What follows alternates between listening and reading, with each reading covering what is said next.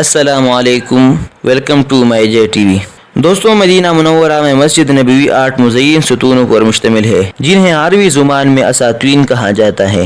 ان میں سے ہر ستون کے جعلی سنہرے حروف میں ان کے نام درج ہے، جن کے پس منظر میں ہرے رنگ کے سنہرے فریم بنائے گئے ہیں۔ ان ستونوں کے درمیان ایک ریاض الجنہ ہے، جس کے بارے میں اللہ تعالیٰ کے رسول حضرت محمد صلی اللہ علیہ وسلم نے فرمایا تھا کہ میرے گھر اور منبر کے درمیان مقام ریاض الجنہ ہے، یہاں آنے والے زائرین نماز اور نوافل کی ادائی کی سعادت حاصل کرتے ہیں۔ مسجد نبوی کے 8 ستون پرانے ناموں پر مشتمل ہے۔ ان ستونوں کے ساتھ عہد نبوی سے کئی تاریخی واقعات وابستہ ہیں۔ ان ستونوں نے روضہ رسول اللہ صلی اللہ علیہ وسلم کے گنبد کو تام رکھا ہے۔ عہد نبوت میں یہ ستون کھجور کے تنے پر مشتمل ہے، جو بعد میں باقاعدہ تعمیراتی مواد سے بنائے گئے ہیں۔ 1440 سال کے دوران کھجور کے تنے سے بنائے گئے ستون پتھروں پر تبدیل ہوئے۔ مسجد نبوی کے اساطین کے وہ نام جنہیں دور نبوت میں لیا جاتا تھا، آج بھی موجود ہے۔ ان میں ہر ایک ستون کے ساتھ کوئی واقعہ یا قصہ وابستہ ہے۔ ان کے نام سبز رنگ کی پلیٹ کے ذریعے سنہرے رنگ میں لکھے گئے ہیں۔ تو دوستو، آج کی اس ویڈیو میں آپ کو مسجد نبوی کے مبارک 8 ستونوں کے بارے میں بتاؤں گا۔ تو ویڈیو کو آخر تک دیکھیے اور چینل کو سبسکرائب کریں اور بیل آئیکن کو دبائیں تاکہ ہمارے ہر نئی ویڈیو سب سے پہلے آپ تک پہنچ سکے۔ نمبر 1، المخلقہ ستون۔ دوستو، یہ ستون نبی پاک صلی اللہ علیہ وسلم کے مصلی شریف کی ایک علامت ہے، جسے المطیب المعطرہ بھی کہا جاتا ہے۔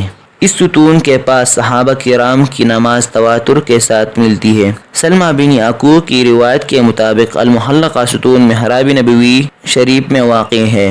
اس پر جعلی الفاظ میں اسطوانہ المخلقہ کے الفاظ درج ہے۔ روایت کے مطابق یہاں رسول اللہ صلی اللہ علیہ وسلم نوافل ادا فرمایا کرتے تھے۔ نمبر 2، اسطوانہ سیدہ عائشہ رضی اللہ عنہا۔ دوستو، یہ ستون، یہ منبر، قبر مبارک رسول کریم صلی اللہ علیہ وسلم اور قبلہ کی طرف تیسرا ستون ہے۔ یہ ستون مہاجرین کے نام سے جانا جاتا ہے۔ مہاجرین یہاں جمع ہوتے۔ سیرت کی کتابوں میں لکھا ہے کہ تحویل قبلہ کے بعد آپ صلی اللہ علیہ وسلم یہاں پر نماز ادا فرماتے تھے۔ اس کے بعد آپ صلی اللہ علیہ وسلم محراب کی طرف متوجہ ہوئے۔ حضرت ابوبکر، حضرت عمر اور ابن زبیر رضی اللہ عنہم بھی وہاں پر نوافل ادا کرتے تھے۔ نمبر 3، اسطوانہ توبہ۔ یہ منبر کا چوتھا، قبر کا دوسرا اور قبلے کا تیسرا ستون ہے۔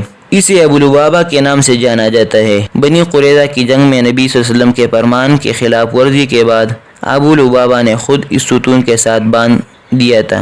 ایک دوسرے روایت کے مطابق جنگ تبوک کے موقع پر پیچھے رہ جانے پر ابو لبابہ رضی اللہ عنہ نے خود اس ستون کے ساتھ باندھ لیا تھا۔ روایت کے مطابق انہوں نے قسم کھائی تھی کہ جب تک رسول اللہ صلی اللہ علیہ وسلم انہیں نہیں کھولیں گے، وہ اسی جگہ خود کو باندھے رکھیں گے۔ پھر قرآن پاک میں ان کی توبہ کے نزول کے بعد انہیں کھول دیا گیا۔ نمبر 4، اسطوانہ سیرہ۔ یہ ستون روضہ رسول صلی اللہ علیہ وسلم کی کھڑکی سے متصل ہے۔ اس کے ساتھ ہی مشرق کی طرف توبہ ستون ہے۔ اس جگہ پر آپ صلی اللہ علیہ وسلم کا بستر رکھا گیا تھا۔ اسطوانہ الحرس۔ یہ ستون مسجد نبوی کے شمال میں اسطوانہ توبہ کے عقب میں واقع ہے۔ یہ ستون حضرت علی ابن ابی طالب کی نسبت سے منسوب ہے۔ اس کے ساتھ باب رسول اللہ صلی اللہ علیہ وسلم ہے۔ یہاں پر حضرت علی رضی اللہ عنہ مسجد کے پہرے داری کے لیے بیٹھا کرتے تھے۔ نمبر 6، اسطوانہ الوفود۔ یہ ستون مسجد نبوی کے شمال اسطوانہ الحرس کے پیچھے واقع ہے۔ نبی کریم صلی اللہ علیہ وسلم عربوں کے وفود سے ملاقات کے لیے یہاں تشریف فرما ہوتے۔ بعد میں یہ جگہ آپ صلی اللہ علیہ وسلم کے صحابہ کی مجلس کی وجہ سے بھی مشہور ہوئی۔ نمبر 7، اسطوانہ مقام جبریل۔ دوستو، یہ ستون مسجد نبوی کے شمال مغربی کونے میں واقع ہے۔ یہ ستون دیوار حجرہ میں بنایا گیا ہے۔ المرعبہ اسطوانہ کے ساتھ ہی باب فاطمہ رضی اللہ عنہا ہے۔ نمبر 8، اسطوانہ تہجد۔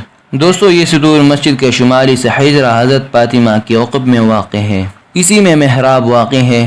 اس کی بائیں جانب باب عثمان، جیسے باب جبریل کا نام بھی دیا جاتا ہے، موجود ہے۔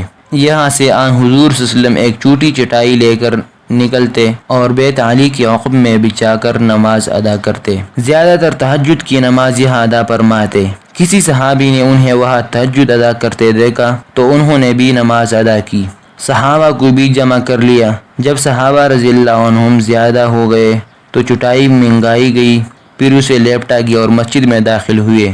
دوستو یہ تھے مسجد نبوی کے 8 مبارک ستون۔ دوستو امید ہے آپ لوگوں کو ویڈیو پسند آئی ہوگی، تو ثواب کی نیت سے اس واٹس ایپ، فیس بک وغیرہ پر شیئر کریں، اور مزید اس طرح انفارمیٹیو ویڈیو کے لیے ہمارے چینل کو سبسکرائب کریں۔ ملتے ہیں ایک نئی ویڈیو کے ساتھ۔ خدا حافظ۔